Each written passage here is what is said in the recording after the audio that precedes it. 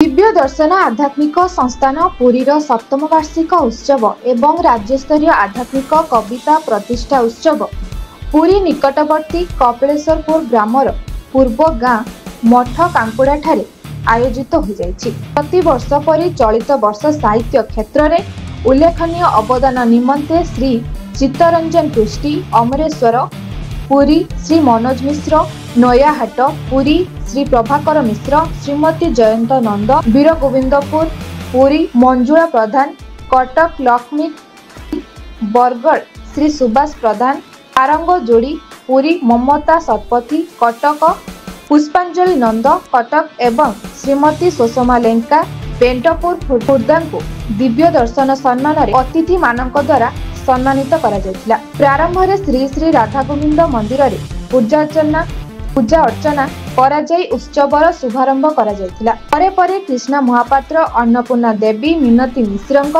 संयोजन रे ओडिशार कोण अनुकोणरू आसीथिबा कवि स्वरजित आध्यात्मिक कविता पाठ करथिले। अन्य मानक मध्य लक्ष्मी प्रिया दास उमाकांत महापात्र कमल दास परशुराम पात्र आशीष कुमार स्वाई सुभाष चंद्र स्वाई महेश्वर जेना सत्यभामा नायक योगेश्वर नायक जोगेंद्र साहू महेंद्र दास कल्पना मिश्र गोपाल महापात्र मनोरमा पात्र अध्यापिका राजश्री दलाई विजयलक्ष्मी साहू डॉक्टर रूपश्री मिश्र प्रमुख स्वरचित कविता पाठ करथिले। दिव्य दर्शन आध्यात्मिक प्रतिकार पत्रिकार संपादिका प्रवासिनी मिश्र अतिथि मानंकु स्वागत करिबा सह संपादकीय विवरणी पाठ करथिले। उत्सव रे ओडिया भाषा प्रतिष्ठान ओडिशार प्रथम निर्देशक डॉक्टर कैलाश चंद्र टिकायत राय वरिष्ठ लेखक प्रशांत दास डॉक्टर हेमंत कुमार छोटराय श्रीमती विजयलक्ष्मी दास मिश्र श्रीजुक्त विश्वप्रकाश पट्टनायक सुकुमार सामल साधना पत्री प्रमुख मंचासीन थिले। दीप्ति मिश्र डॉक्टर सस्मिता मिश्र प्रतिभा दास प्रशांत त्रिपाठी एवं मठ कांकुड़ा युवक संघर सभ्य माने कार्यक्रम परिचालना करथिले। एही अवसर रे doctor Prabhat Kumar Mahapatra doctor Hemant Kumar छोटराय Chandrashekhar Maharana doctor Balram दास विश्वप्रकाश पट्टनायक प्रवासिनी मिश्र विजयलक्ष्मी दास मिश्र को मठ कांकुड़ा कोठ पक्षरु सम्मानित करा जायतिला। प्रिय पत्रर संपादक विपिन बिहारी दलाई सभापतित्व करिथिबा बेले शेष रे मठ कांकुड़ार सभापति बालकृष्ण राव धन्यवाद अर्पण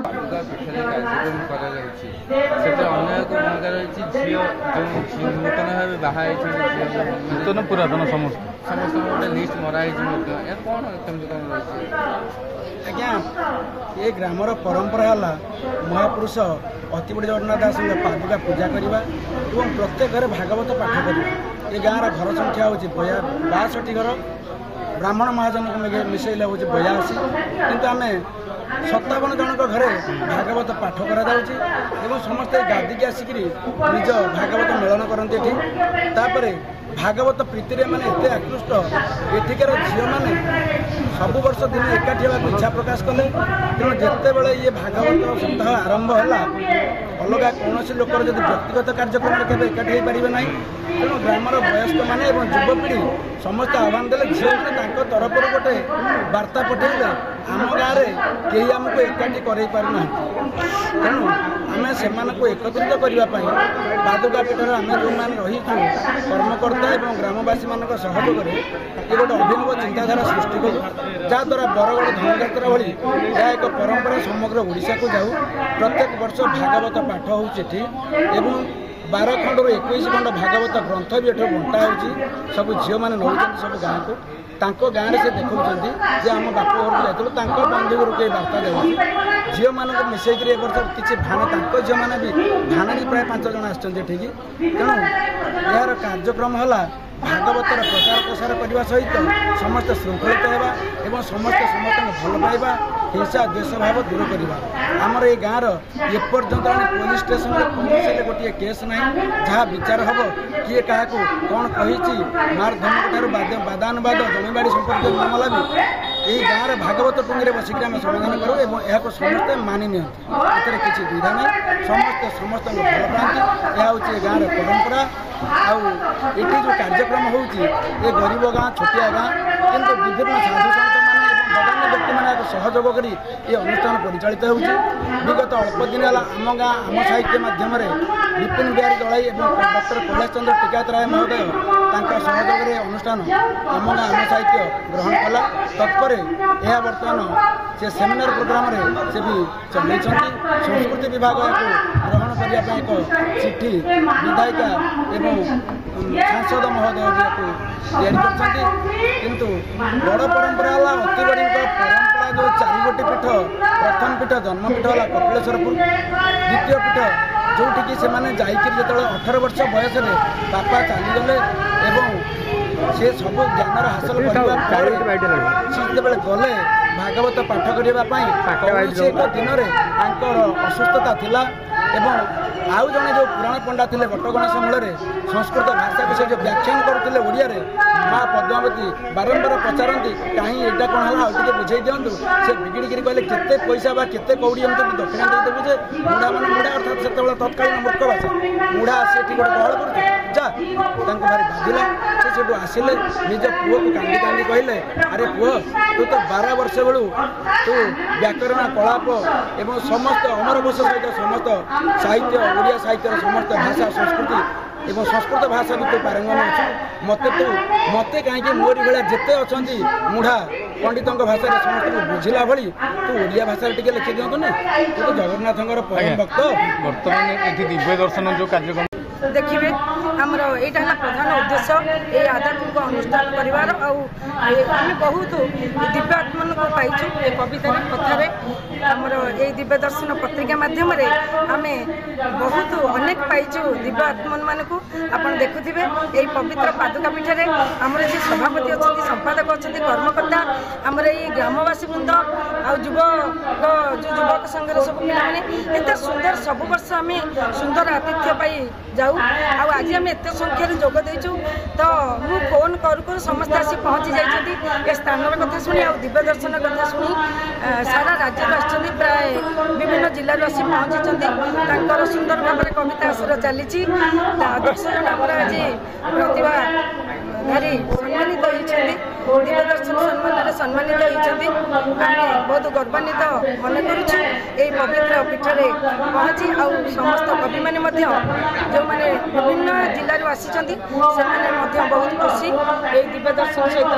जोग देती पादुका पीठ में उपस्थित होती एठिकार झील मैंने सब वर्ष दिन एकाठी होगा इच्छा प्रकाश कले तेणु जिते बड़े ये भागवत सप्ताह आरंभ है